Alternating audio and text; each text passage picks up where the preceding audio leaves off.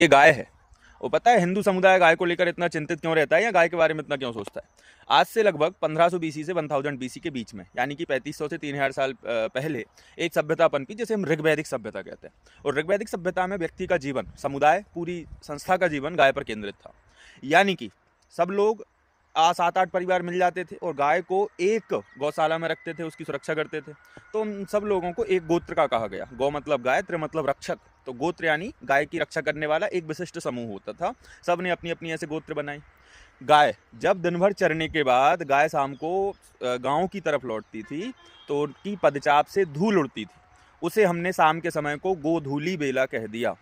गाय एक जगह पर खड़े होकर जब चिल्लाती है तो उसकी आवाज़ जितनी दूरी तक जाती थी, उस दूरी को हमने एक गब्यूती कहा, जो हमारा दूरी का मापक बना। उस समय किलोमीटर नहीं चलता था, गब्यूती चलती थी कि फला गांव यहाँ से 9 गब्यूती या 18 गब्यूती दूर है।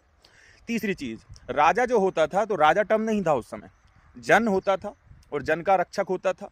ठीक है, उसको एक टाइटल दिया जाता था गवेषणा, यानी कि उसका मूल कर्तव्य था गायों की रक्षा करना। इन गायों को लेकर जो युद्ध होते थे उसे गविष्ठी कहा जाता था। एक दूसरे की गाय चुराने का बहुत बड़ा ट्रेंड था और गायों की सुरक्षा सबसे बड़ा समाज का दायित्व माना जाता है। घरों में गाय से दूध दुहने का काम मूल रूप से किया जाता था स्त्रियों के द्वारा या पुत्रियों के द्वारा, तो उनको दुहिता कहा जाता था। और आगे चल के उनके जो बेटे होते थे उन्हें दौहित्र कहते थे। जैसे अजातशत्रु का एक टाइटल है लिच्छवी दोहित्र। जिसके पास जितनी ज्यादा गाय होती थी वह उतना वेल्दी कहलाता था। यानी कि देखा जाता था कि आपके पास गौमत कितना। ब्राइड प्राइज यानी कि दहेज भी अगर दिया जाता था उसमें गाय दी जाती थी। अगर कोई पुरोहित पूजा करता है तो उसका जो दक्षिणा में गाय दी जाती थी।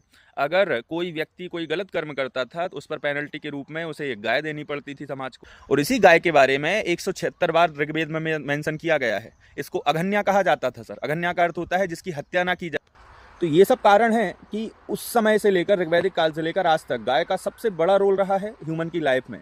जन्म लेने से लेकर मृत्यु तक हिंदू जीवन में गाय उसकी अर्थव्यवस्था का और सामाजिक जीवन का केंद्र मानी जाती है। तो ये गाय है सर, इसलिए हम इसको माता कहते हैं। और ये जो गाय है इसलिए इसकी इतनी पूजा की जाती है। हाँ, बहुत सारे हिंदू ऐसे हैं जो खुद इनका शोषण कर रहे हैं, तो ये बहुत गलत बात है, क्योंकि ये हमारी पूर्वजों की एक सभ्यता का एक इतना बड़ा केंद्र रहा है। तो हमारी भी जिम्मेदारी बनती है कि हम इसकी सुरक्षा करें और इसका पालन पोषण करें। और जब यह दूध देना बंद कर दे तो इसे लावारिस पशु की तरह ना छोड़ें।